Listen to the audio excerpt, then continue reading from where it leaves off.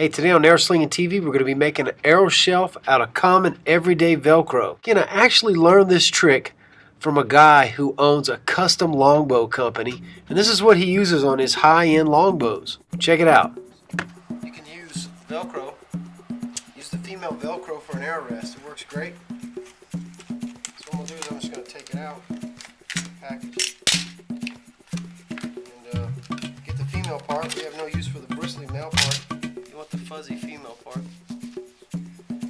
We're going to lay it right in there, cut it to fit, and we're going to make an arrow shelf, and we're going to make a little pad here.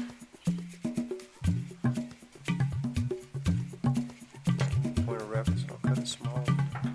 So that gave me a good outline of it, and I'll just make it just a little smaller.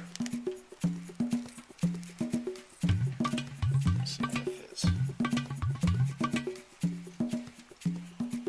There's your arrow shelf. Peel and stick.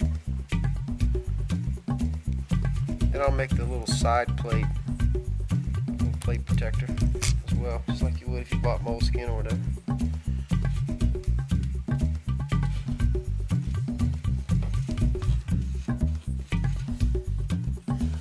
What? How about that?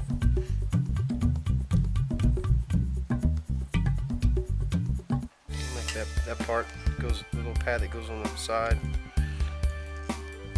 Do the same thing on the back plate. How about that?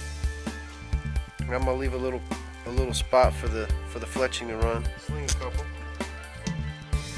Then shoot the deer over here.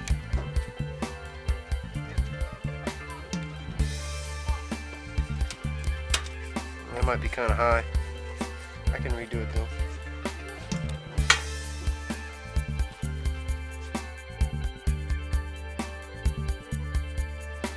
Feels good. Let's take a shot.